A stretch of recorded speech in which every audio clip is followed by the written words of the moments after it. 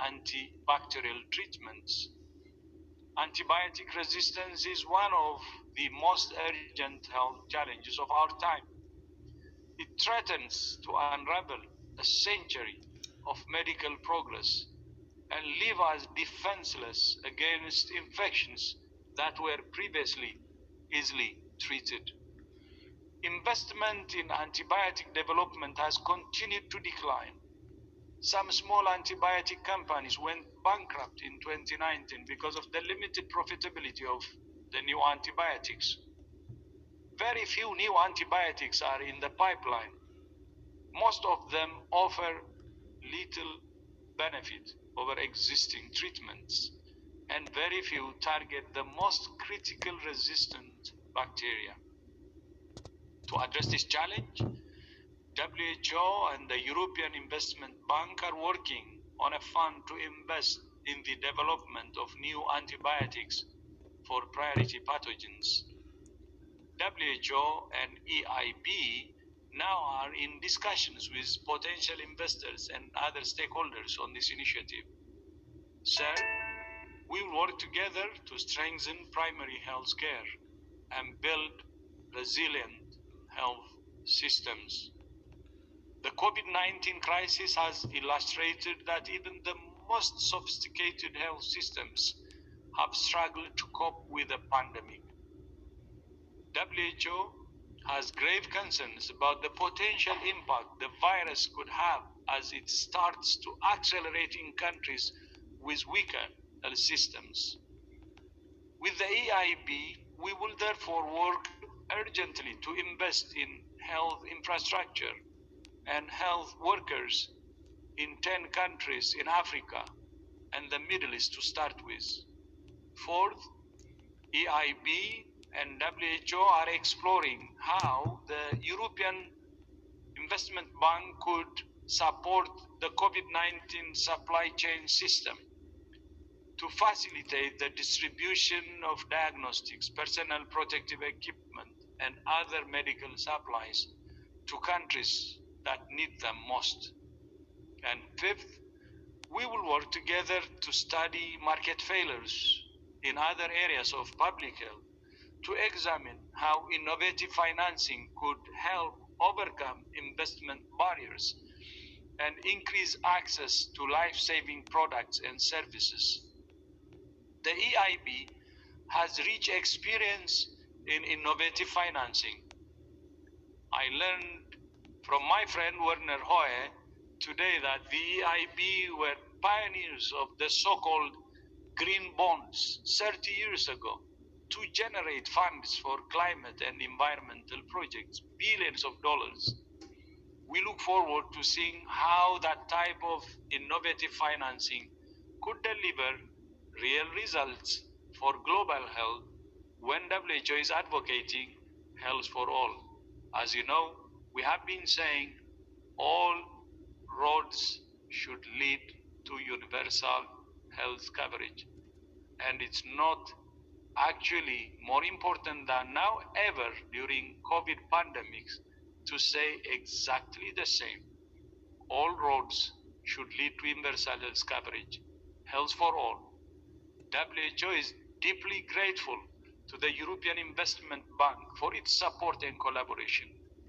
I would now like to invite the President of the European Investment Bank, Mr. Werner Hoye, to say a few words. Vielen Dank, my friend, and you have the floor. Thank you very much. Merci beaucoup, Dr. Tedros. It's a great pleasure and honor to be with you today. Around the world, the COVID-19 pandemic is leaving a global trail of health, social, and economic destruction that is unprecedented in peacetime since the Great Depression of the 1930s. So the coronavirus pandemic has exposed weaknesses in many health and economic systems, and it has also shown vulnerabilities in the global community's ability to prevent and respond to pandemic threats. Facing such a global challenge, the response needs to be coordinated, it needs to be bold, it needs to be quick, and it needs to be reactive to a changing environment. I would like to thank WHO and Dr. Tedros in particular for their leadership and for their tireless efforts. As the EU bank, we are fully committed to strengthening the European Union's global response.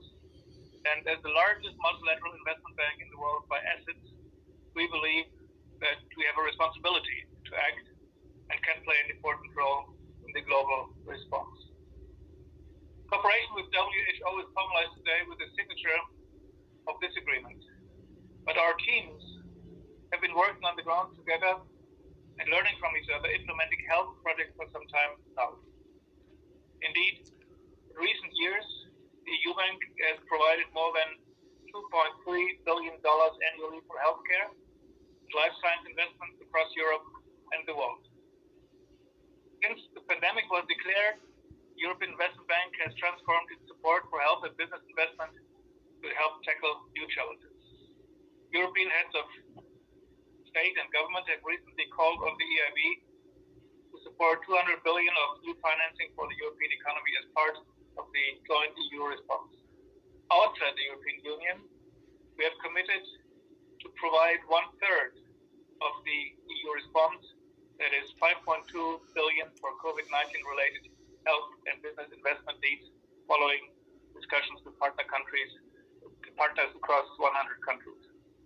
On Monday afternoon, Dr. Tedros already mentioned it, we will together participate in the pledging conference bringing together the European Union, G20 and UN partners to step up research, investment in vaccine research.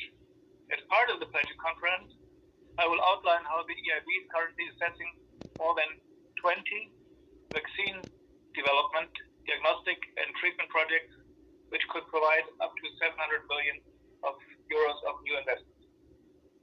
So, ladies and gentlemen, my colleagues and I are pleased that today the EIB can step up our long-standing cooperation with the World Health Organization at this time of need.